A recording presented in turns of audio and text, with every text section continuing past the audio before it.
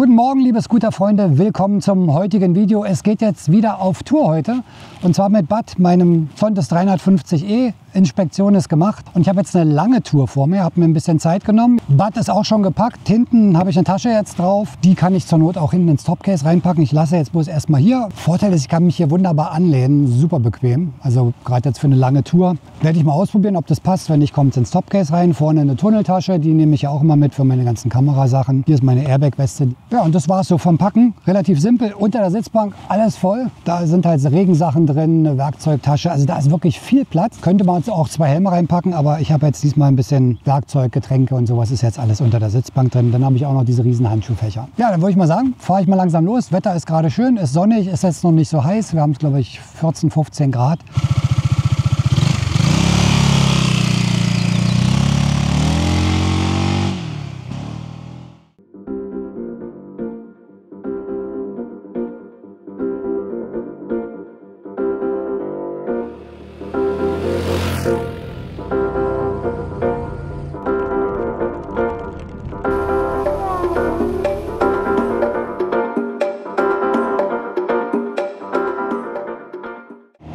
Ich habe diesmal ein bisschen längere Tour vor, denn ich will den Sonntag auch mal testen. Habe jetzt sowieso ein bisschen Urlaub mir genommen.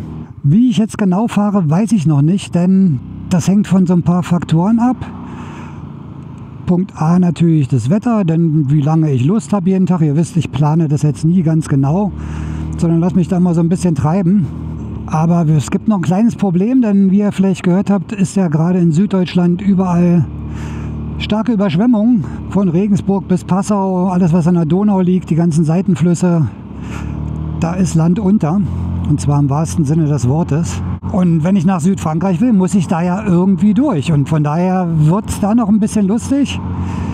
Ich versuche jetzt heute erstmal ein etwas größeres Stück zu fahren, auch ein bisschen Autobahn. Ich kann jetzt noch nicht viel Vollgas fahren, denn ich habe jetzt zwar die erste Inspektion gemacht, habe jetzt 1050 runter, aber bis 1600 Kilometer, glaube ich, soll man auch noch so um die maximal 5700, 6000 Umdrehungen fahren, nicht mehr. Da werde ich mich auch dran halten, denn neues Fahrzeug, bei dem man noch nicht so viel Erfahrung hat, ist immer besser, den wirklich ganz piano einzufahren. Und so kann ich dann nachher auf der Autobahn so ganz relaxed mit wahrscheinlich 100, 110 lang cruisen und dann passt das schon. Was ich diesmal auch nutzen werde, ist hier mein CarPurite. Das werde ich mal ausgiebig testen, wie sich das jetzt in der Praxis bei einer Reise so verhält mit dem Ding. Aber bisher sieht es gut aus. Ich kann alles per Sprachsteuerung ansteuern und ja, habe tolle Sichtbarkeit, eine schöne Größe hier von dem Display. Kann mir dann meine Musik anmachen, kann es auch mit einem Handschuh bedienen, wenn ich es denn möchte. Wobei ich das versuche zu vermeiden während der Fahrt. Also das werde ich auch mal ausgiebig testen. Den Link dazu packe ich euch noch mal unten in die Beschreibung rein. Das ist jetzt hier das 7 Zoll Modell. Gibt ja auch noch das 5 Zoll. Ein bisschen kleiner, aber auf jeden Fall eine tolle Sache. Ich muss jetzt nirgendwo mehr mein Smartphone an den Lenker machen. Das ist schön in meiner Tasche.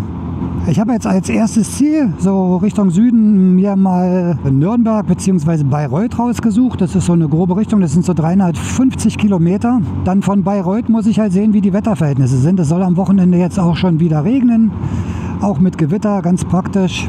Und von daher muss ich mich so ein bisschen den Wetterverhältnissen anpassen. Ich versuche aber so schnell wie es geht, in Richtung Alpen zu kommen, weil das Wetter soll also wirklich so ein bisschen in Süddeutschland festkleben. So, dann würde ich sagen, fahre ich jetzt erstmal ein bisschen. Ich habe jetzt noch 350 Kilometer vor mir. Melde mich dann nachher mal. Tanken werde ich wahrscheinlich nicht müssen. Das ist der Vorteil von dem Zontes, weil ich könnte jetzt, wenn ich so weiterfahre, bei der Geschwindigkeit 485 Kilometer fahren. Also ich muss dann wahrscheinlich so 3,5 Mal tanken, bis ich an der Côte d'Azur bin. Das ist natürlich super. Ich werde natürlich öfter anhalten, weil ich brauche auch ab und zu mal eine Pause, sonst wird es mir zu anstrengend. Aber es ist natürlich, wenn man es denn möchte, eine tolle Reichweite und man steht dann nicht so unter Stress, ständig tanken zu müssen. So, dann reise ich mal ein paar Kilometer runter. Ich melde mich nachher nochmal.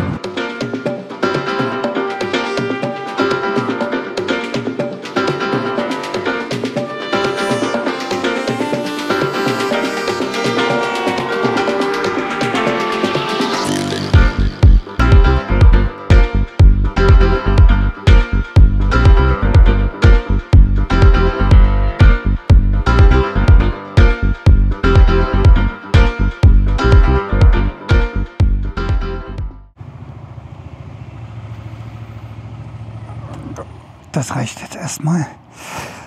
Ich wollte erst bis Bayreuth, aber ich glaube, ich fahre noch ein bisschen weiter. So, Durchschnittsverbrauch lag jetzt bei Autobahnfahrt bei 3,4 Litern. Preis pro Liter 2,18 Euro. Ja, das sagt uns mal wieder, man sollte nicht an Autobahn-Tankstellen tanken. Kostet mal locker 30 Cent mehr als normal. Egal.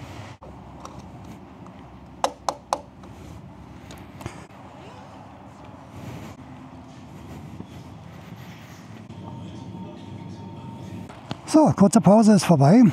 Habe ich gleich genutzt, um mir eine Unterkunft zu buchen. Ein bisschen am Rande von Nürnberg. Das sollte ich schaffen, sind noch Überschwemmungen in Süddeutschland. Genau das ist, was ich meinte. Das könnte noch interessant werden, dass ich da irgendwie unbescholten durchkomme. Route kann aus folgenden Gründen von Störungen betroffen sein. Überschwemmungen in Süddeutschland. Na super, geht schon los. So, 150 Kilometer noch. Also was ich wirklich ganz oft nutze, ist diese kleine Mini-Parkbremse. So Situationen wie jetzt, wo ich am Hang stand, ein bisschen Bremse an, kann ich in Ruhe stehen, muss da nicht irgendwie rumjonglieren mit den Füßen. Der erste Tag ein bisschen langweilig. Nur Autobahn gefahren, aber so habe ich jetzt schön Kilometer runtergebracht. Erstmal 450 Kilometer, wenn ich da bin. Das ist schon mal ganz gut, weil dann habe ich nämlich die nächsten Tage ein bisschen mehr Zeit und kann mir dann da die schönen Strecken übers Land raussuchen. Und ich will vor allen Dingen auch schnell mal sehen, wie ich dann durch das Überflutungsgebiet komme. Da muss ich heute Abend mal im Netz ein bisschen recherchieren, weil Regenburg bis Passau ist alles von Überschwemmungen betroffen. So, jetzt habe ich es bis nach Nürnberg geschafft und ja, kaum ist man in der Großstadt, was passiert? Stau, aber gut, es ist 17 Uhr, normal, Berufsverkehr wahrscheinlich. Das erste Mal in Nürnberg und gleich Stau erwischt. Ist jetzt aber nicht mehr weit bis zu meinem Hotel. Noch 2 Kilometer noch. Wird wahrscheinlich ein bisschen noch dauern aufgrund des Staus. Ja, und dann habe ich für heute den Tag geschafft. 17 Uhr, 10 Uhr los, 7 Stunden Autobahn. Reicht jetzt auch. Also morgen definitiv ein bisschen mehr Landstraße. Aber da wird, glaube ich, auch die Strecke langsam ein bisschen interessanter. Oh, so, jetzt merke ich aber trotz meines Luftkissens, merke ich doch jetzt ein bisschen meinen Hintern.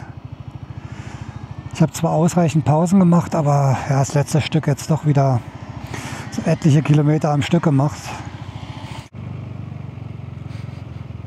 Ach, das scheint das Hotel zu sein hier. Rezeption, Parkplatz, perfekt. Läuft.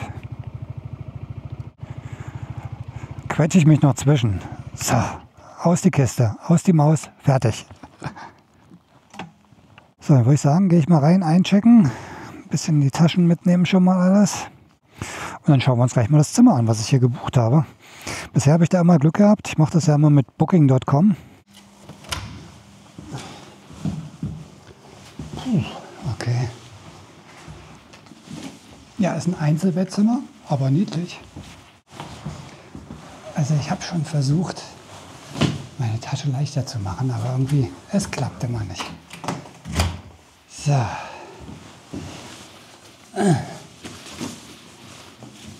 Ja, nach so einem Tag weiß man, was man gemacht hat. Ja, aber ansonsten ganz niedlich. Hier ist das Bad. Das ist doch ganz niedlich. Hinten mit einer Dusche drin. Ja, puh. Oh. 7 Stunden, merkt man schon wieder. Jetzt geht es noch weiter. Alles auspacken, dann Akkus laden von den Kameras, die Daten sichern. Und so sieht dann immer so ein Reisetag aus. Ne? Man fährt 7 Stunden, dann gehe ich vielleicht jetzt schnell noch was essen. Dann kommt die Arbeit, dann E-Mails checken und so weiter. Also so ein Tag ist dann doch relativ lang. Also ich bewundere da viele, die das so jahrelang machen und nur auf Reisen sind mit dem Motorrad und das ganze Filmen. Das ist echt nicht ohne. Und viele machen es dann auch noch so, dass sie dann noch abends die Sachen schneiden vom Tag. Das heißt, dann sitzen sie noch 5, 6 Stunden bis in die Nacht rein und schneiden die Sachen. Also Respekt, tougher Job. Ja, und morgen früh geht es dann weiter und da sehen wir uns dann. Guten Morgen, Tag 2 meiner Reise gen Süden. So, ich muss jetzt noch packen, dann geht es auf die Bahn. Heute auf jeden Fall ein bisschen entspannter, also nicht mehr so viel Autobahn. Das war gestern ein bisschen stressig. Und mein Tipp für euch, fahrt nicht so lang. Also ich habe ja gestern wieder 7 Stunden auf dem Bock verbracht. Das hat mir mein Nacken und mein Rücken dann gedankt heute Nacht. Also fahrt lieber kürzer, kürzere Strecken, habt da mehr Spaß bei der Fahrt.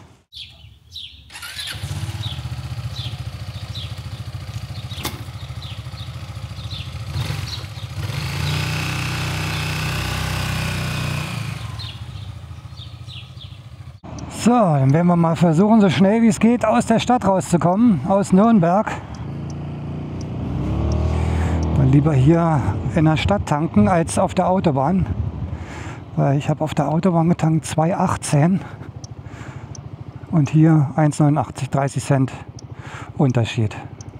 Muss nicht sein.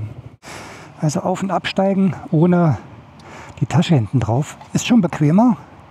Aber ich glaube, das Fahren, das war schon super. Kann man sich schön hinten anlehnen.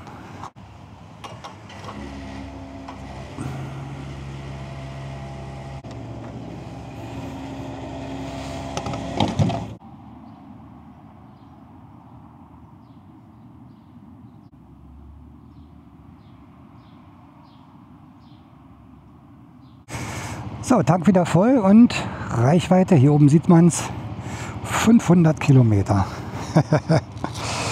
Ich meine, das ist schon super. So, Reifendruck auch perfekt, 2,3, 2,5. Und so eine Reifendruckkontrollanzeige, wenn man sie hat, das ist schon praktisch. So, und hier kommt wieder die Meldung jetzt hier unten, Überschwemmung in Süddeutschland. Es kann auf deiner Route zu Störungen kommen. Na, ich hoffe nicht.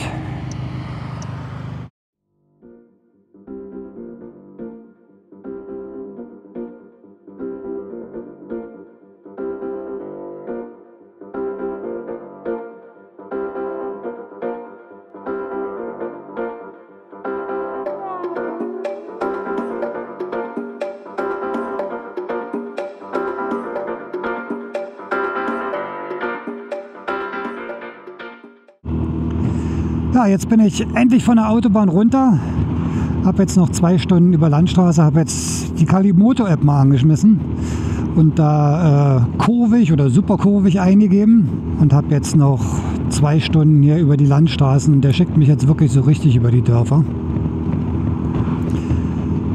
Aber es ist ein bisschen entspannter. Wobei Autobahnfahrt jetzt ging, also da macht der Zonta sich wirklich super. Ganz relaxtes Fahren, guten Geradeauslauf, Verbrauch gut. Also um damit Kilometer runterzureißen, absolut kein Problem. Ich habe jetzt auch schon über 1700 Kilometer runter. Ich habe noch gar kein Hotel, also ich will auf jeden Fall bis zum Bodensee heute kommen. So, kurze Pause wieder. Ja, und Bad macht es wirklich gut. Keinerlei Probleme bisher. Fährt sich super auf der Autobahn, jetzt auch auf der Landstraße. Handling sehr gut. Reifen, gerade jetzt, wo die Straße so ein bisschen feuchter ist, absolut top. Also die Michelin City Grip mit Sicherheit besser als die Standardreifen. Ja, und jetzt noch 1,5, 2 Stunden und dann habe ich es für heute geschafft. Bin dann am Bodensee, werde euch da noch ein bisschen was zeigen. Ich muss auch noch eine Unterkunft gleich mal suchen. Habe ich noch nicht gemacht, da mache ich in einer Stunde oder so.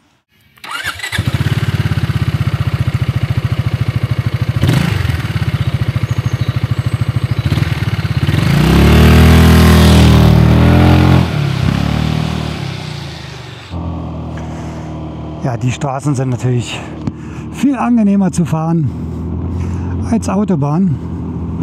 Leider ein bisschen nass die Strecke. Und da ich den Sonntag noch nicht so gut kenne, bin ich jetzt bei feuchter Fahrbahn erstmal noch ein bisschen vorsichtig. Auch gerade nach meinem Unfall, der ja auch bei Regen stattgefunden hat. Wobei es nicht meine Schuld war, aber Da hat man noch so ein bisschen was im Hinterkopf. Hier sind schon kleine Teile abgetrocknet der Straße, da wo die Sonne raufkommt. Ja, schöne Strecke hier. Das macht doch gleich mehr Spaß als Autobahnfahren.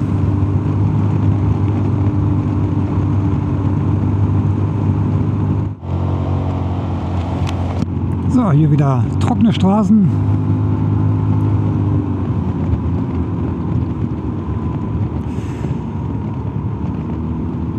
Ich hoffe, dass auch ein paar schöne Kurven kommen, dass ich jetzt mal so ein bisschen das Handling testen kann von Sontes. Jetzt können wir da auch mal auf Sport gehen.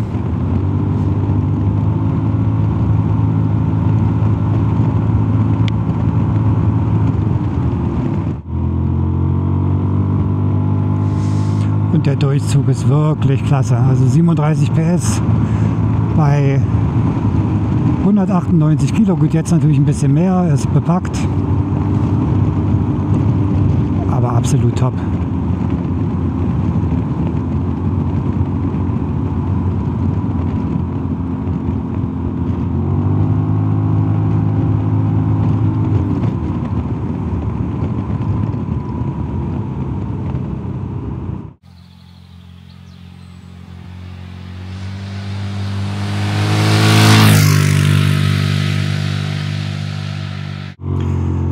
Also was Kalimoto hier manchmal für Straßen findet, ist wirklich interessant.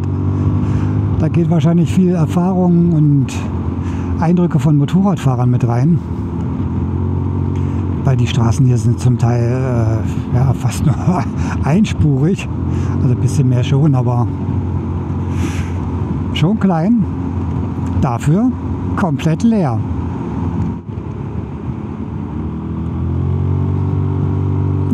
Eine schöne kurvige Strecke hier.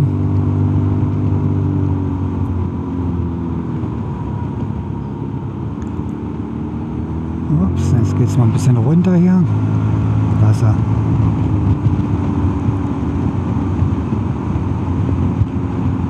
So, jetzt wird es langsam mal Zeit, nach einer Unterkunft zu gucken, damit ich auch weiß, wo ich hinfahre. Ja, die Preise steigen schon an. Hier 200 € die Nacht. Brauche ich nicht. Ich brauche was Günstiges. Geht ja morgen gleich weiter. Wie sieht denn das oben hier aus? Gasthof. Zimmer sind super. Der ist schon mal nicht schlecht. Und so ist es immer super schnell. Ne? Man guckt kurz rauf, wo man hin will. So, jetzt ist es bald geschafft.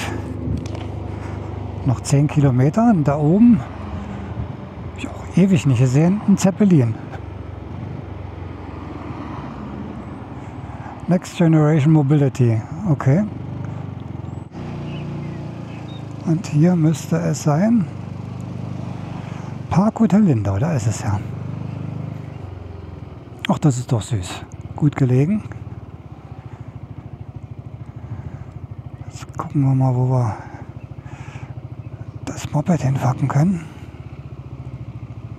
Leider geht der Fahrstuhl nicht bis ganz nach oben. Ah, gut, eine Treppe. Schaffen wir. Ich habe definitiv immer zu schweres Gepäck. So. Oh, das ist ja hübsch. Sehr schön.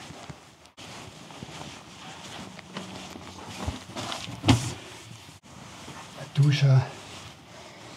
So, jetzt fehlt noch der Ausblick.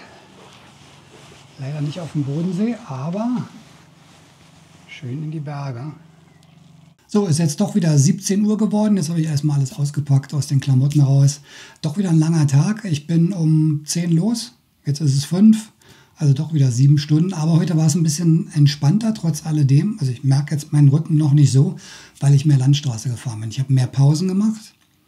Dadurch hat es sich wahrscheinlich auch so gezogen. Heute waren es, glaube ich, so ein bisschen über 300 Kilometer.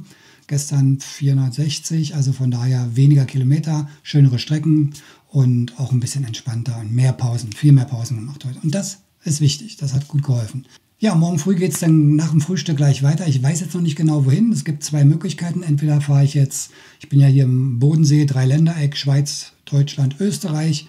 Entweder fahre ich über Österreich, Stelfzer Joch, dann zum Gardasee runter. Das wäre eine Variante. Dann würde ich aber einen riesen Bogen machen, da ich ja zur Côte d'Azur runter möchte. Zweite Variante ist dann, ich fahre durch die Schweiz durch und zum Comersee. Da war ich schon mal, wunderschön. Vielleicht auch Lugano oder so, muss man mal sehen, wo es dann auch eine Unterkunft gibt, die bezahlbar ist. Weil das kostet natürlich da ein Vermögen. Jetzt ist natürlich auch Saison. Von daher muss ich mal gucken. Ich gucke ganz spontan, wo ich da was kriege. Wenn nicht, muss ich ein bisschen außerhalb gucken, dass man da irgendwie in einem kleineren Städtchen was findet. Aber das sind so die zwei Varianten. Beides jetzt nicht gerade super kurz. Also ich habe wieder ein bisschen Strecke vor mir. Ich gehe jetzt schnell noch was essen. Das waren also die ersten beiden Tage der Anreise. Es kommen noch ein paar dazu. Also ich werde jetzt nicht durchfahren bis Nizza, sondern das braucht noch ein paar Stops. Die Etappen werden jetzt, je weiter ich Richtung Süden komme, immer kürzer, weil ich dann auch ein bisschen mehr Landschaft mehr anschauen will, ein bisschen Sightseeing machen, ein bisschen filmen, ein paar Drohnenshots, was jetzt ein bisschen kurz gekommen ist, weil jetzt war wirklich turbomäßig erstmal Strecke machen. Das war auch dieses Problem mit den Überschwemmungen. Ich hatte Glück, ich bin jetzt nirgendwo reingeraten, habe alles schön umfahren, also großräumig. Ich wollte erst über Regensburg fahren, das ist Land unter, genau wie Passau. Von daher, ich bin also vom Regen und vom Hochwasser verschont geblieben, also toi toi toi. Alles gut gelaufen, und wenn jetzt das Wetter noch trocken bleibt, ich gucke halt immer auf dem Regenradar, dann werden die nächsten Tage bestimmt auch ganz schön. Ja, das war's für heute. Ich hoffe, das Video hat euch gefallen. Wenn ja, hinterlasst mir gerne einen Daumen nach oben, den Kanal abonnieren nicht vergessen, und wir sehen uns dann im nächsten Video, wenn es weitergeht. Bis dann, macht's gut und ciao.